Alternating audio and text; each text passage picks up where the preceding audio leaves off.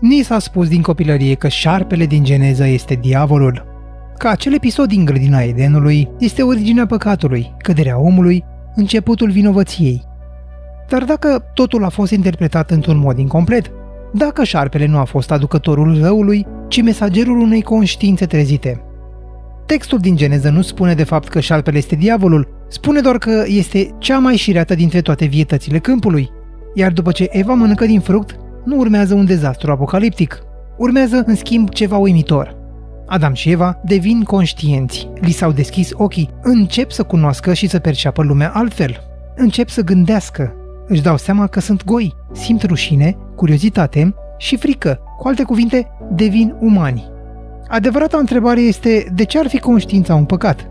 De ce o alegere care aduce luciditate ar fi sursa pierzaniei? Și dacă acel moment nu a fost de fapt o cădere, ci o trezire? Dacă șarpele de fapt nu a ispitit-o pe Eva, ci a invitat-o să vadă? Fructul pomului cunoașterii binelui și răului nu este un simplu obiect interzis. El este un simbol al dualității. Este locul unde omul devine conștient de existența alegerii, a contrastelor, a liberului arbitru. În momentul în care Eva gustă din fruct, iar Adam o urmează, ei pășesc într-o lume în care pot decide, pot greși și pot învăța. Dumnezeu însuși spune în Geneza 3:22: Iată că omul a ajuns ca unul din noi, cunoscând binele și răul. Această propoziție este una extrem de puternică, nu sună ca o pedeapsă, ci mai mult ca o constatare. Prin această cunoaștere, omul nu s-a îndepărtat de divinitate, ci mai mult s-a apropiat. A început să vadă, să discearnă și să înțeleagă. Cu alte cuvinte, omul a făcut un salt de conștiință. Dar versetul continuă și aici lucrurile devin și mai interesante. Să-l împiedicăm, dar acum, ca nu cumva să-și întindă mâna, să ia și din pomul vieții, să mănânce din el și să trăiască în veci. Așa că Dumnezeu îi alungă pe Adam și pe Eva din grădina Edenului și pune heruvim cu o sabie învăpăiată să păzească drumul către pomul vieții. Dar de ce ar face asta? De ce se temea Dumnezeu că s-ar putea întâmpla? Ce înseamnă să trăiască în veci? Această parte a textului este rareori analizată cu adevărat.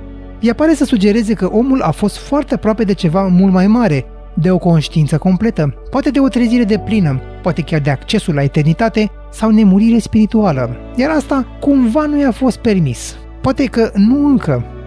Cunoașterea era doar primul pas, dar dacă ar fi gustat și din pomul vieții, omul ar fi devenit ceva cu totul nou, un punct de echilibru între uman și divin. Și tocmai de aceea a fost îndepărtat, nu distrus, nu pedepsit cu furie, ci doar reținut, oprit, poate din grijă, poate din frică, poate din voința unei maturizări treptate. Este ca și cum porțile unui nou nivel al realității erau acolo, deschise, dar omul nu era gata să le treacă. Însă dacă acel pom al vieții încă există ca simbol, poate că drumul către el este încă accesibil. Poate că Edenul nu este un loc pierdut, ci o stare interioară la care putem reveni oricând. Dar pentru asta trebuie din nou să gândim, să căutăm și să trecem dincolo de tipare. Poate că șarpele a fost începutul, cunoașterea primul prag, dar adevărata eliberare începe atunci când îndrăznești să te apropii și de pomul vieții și să-l vezi nu ca pe un fruct interzis, ci ca pe o esență vie a sufletului tău.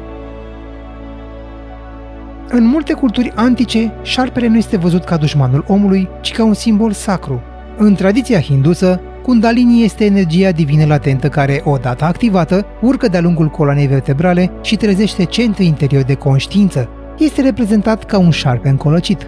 În Egiptul antic, faraonii purtau pe frunte Uraeus, un simbol cu formă de șarpe, reprezentând iluminarea spirituală.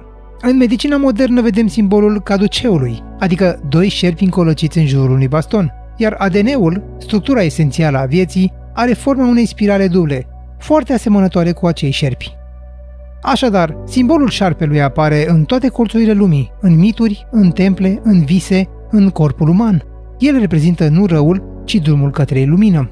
Nu decăderea, ci transformarea, iar poate din cauza forței sale, acest simbol a fost interpretat într-un mod defensiv. Nu pentru că este periculos în sine, ci pentru că trezește ceva ce nu poate fi controlat, adică conștiința. Frica este unul dintre cele mai puternice instrumente de limitare.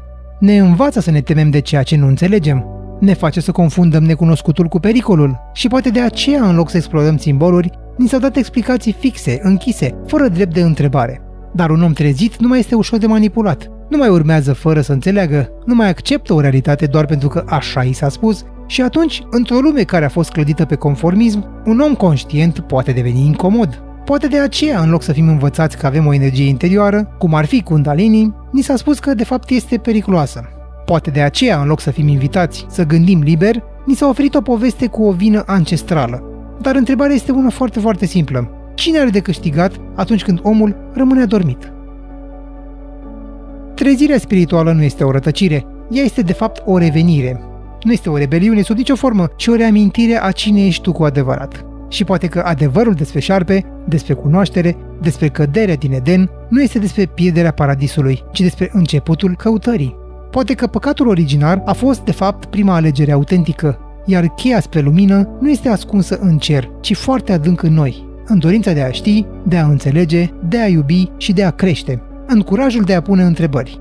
Așadar, cred că n-ar trebui să te mai întrebi de ce a păcătuit Eva, ci mai degrabă ar trebui să te întrebi de ce mi s-a spus să nu mai caut, de ce mi s-a spus să cred și să nu cercetez. Când pui întrebări, deja ești pe drumul eliberării, iar dacă simbolul șarpelui continuă să apară în atâtea locuri, în vise, în culturi, în ADN, poate că nu este o amenințare, ci poate că este o invitație. O invitație să vezi altfel, să simți altfel și, cel mai important, să fii liber. Dacă ți-a plăcut acest episod, te invit să-i dai un like și să îl împărtășești cu cei care crezi că l-ar putea găsi interesant. De asemenea, nu uita să te abonezi și să activezi clopoțelul pentru a fi la curent cu videoclipurile pe care le vom publica în viitor. Până data viitoare, explorați lumea cu mintea deschisă!